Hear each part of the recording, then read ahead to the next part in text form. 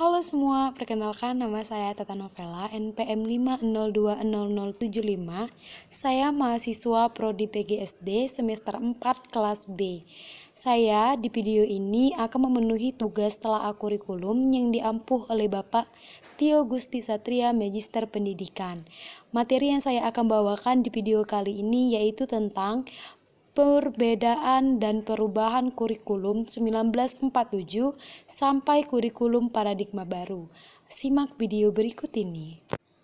Kurikulum yang pernah berlaku di Indonesia pertama yaitu Rencana Pelajar 1947, yang kedua Rencana Pelajar Terurai 1952, tiga Rencana Pendidikan 1964, 4 Kurikulum 1968, 5 Kurikulum 1975, 6 Kurikulum 1986, 7 Kurikulum 1994, selanjutnya KBK 2004, selanjutnya KTSP 2006, dilanjuti dengan Kurikulum 2013, Kurikulum Darurat, dan Kurikulum Paradigma Baru. Ada faktor penyebab mengapa kurikulum terus-menerus mengalami perubahan-perubahan. Yang pertama, karena perubahan kemajuan informasi, teknologi, dan perkembangan zaman yang semakin maju. Yang kedua, karena gagasan baru dari para ahli pendidikan yang mana perlu adanya pembaharuan terhadap kurikulum. Dan yang terakhir, karena sistem pemerintahan yang juga berubah, misalnya adanya pergantian presiden yang baru, pasti ada juga pembaharuan yang dilakukan dari sosial, politik, ekonomi, dan pendidikan, sistemnya juga dapat berubah. Kurikulum yang pertama yaitu Kurikulum 1947. Kurikulum ini lebih populer disebut dalam bahasa Belanda yaitu Leerplan, artinya rencana pelajaran. Karena suasana kehidupan berbangsa saat itu masih dalam semangat juang merebut kemerdekaan, maka pendidikan sebagai development conference lebih menekankan pada pembentukan karakter manusia Indonesia yang merdeka dan berdaulat dan sejajar dengan bangsa lain di muka bumi ini.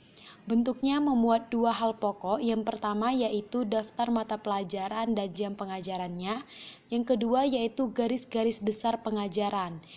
Memiliki 5 mata pelajaran, yang pertama yaitu moral, kecerdasan, emosional, keterampilan, dan yang terakhir jasmania. Rencana pelajaran 1947 ini baru dilaksanakan di sekolah-sekolah pada tahun 1950. Kurikulum yang kedua yaitu Rencana Pelajaran Terurai 1952. Ciri dari kurikulum ini bahwa setiap rencana pelajaran harus memperhatikan isi pelajaran yang dihubungkan dengan kehidupan sehari-hari. Pada masa itu juga dibentuk kelas masyarakat, yaitu sekolah khusus bagi lulusan SR 6 tahun yang tidak melanjutkan ke SMP. Kelas masyarakat ini mengajarkan keterampilan seperti pertanian, pertukangan, perikanan, perkebunan, dengan tujuannya agar anak yang tak mampu melanjutkan sekolah ke jenjang SMP itu bisa langsung bekerja. Mata pelajaran di kurikulum ini memiliki 15 mata pelajaran. Kurikulum selanjutnya yaitu Kurikulum Rencana Pendidikan 1964. Pokok-pokok pikiran Kurikulum 1964 adalah bahwa pemerintah mempunyai keinginan agar rakyat dapat mengetahui pengetahuan akademik untuk pembekalan pada jenjang SD. Kurikulum ini juga menitik moral yang kemudian dikenal dengan istilah Pancawardhana. Cara belajar dijalankan dengan metode disebut gotong royong terpimpin. Selain itu, pemerintah menerapkan hari Sabtu sebagai hari kerida. Maksudnya, pada hari Sabtu siswa diberi kebebasan berlatih kegiatan di bidang kebudayaan, kesenian, olahraga, dan permainan sesuai minat siswa itu. Mata pelajaran di kurikulum ini terdapat 5 mata pelajaran. Kurikulum yang selanjutnya yaitu Kurikulum 1968. Kurikulum ini bersifat core subject kurikulum, artinya materi pelajaran pada tingkat bawah mempunyai kolerasi dengan kurikulum sekolah selanjutnya. Mata pelajaran atau bidang studi terbagi menjadi 3. Yang pertama yaitu pembinaan jiwa Pancasila, itu terbagi menjadi 5 lagi. Yang kedua pengembangan pengetahuan dasar terbagi menjadi 4 lagi. Dan yang terakhir pembinaan kecakapan khusus pendidikan kejuruan. Kurikulum selanjutnya yaitu Kurikulum 1975. Pada kurikulum ini, sistem pendidikan memiliki orientasi pada tujuan dengan harapan dapat lebih efektif dan efisien. Di kurikulum 1975 inilah mulai dikenal istilah satuan pengajaran atau rencana pelajaran setiap satuan bahasa. Nah, satuan bahasa ini dirinci lagi yaitu dari petunjuk umum, tujuan instruksional khusus, materi pelajaran, alat pelajaran, kegiatan belajar mengajar, dan yang terakhir yaitu evaluasi. Kurikulum selanjutnya yaitu kurikulum 1984. Kurikulum ini sering disebut juga kurikulum 1975 yang disempurnakan. Melalui kurikulum ini, siswa mulai ditempatkan sebagai subjek belajar yang diharapkan dapat mengamati sesuatu, mengelompokkan, mendiskusikan, hingga melaporkan. Metode proses belajar mengajar yaitu CSBA atau cara belajar siswa aktif atau Student Active Learning.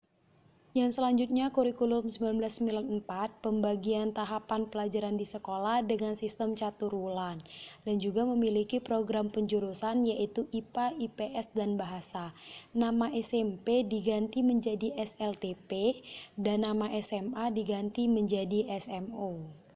Kurikulum selanjutnya yaitu kurikulum berbasis kompetensi 2004 memiliki 3 unsur pokok dan memiliki klasifikasi kompetensi. Yang pertama, kompetensi lulusan, standar, dasar, akademik, okupasional, kultural, dan yang terakhir temporal.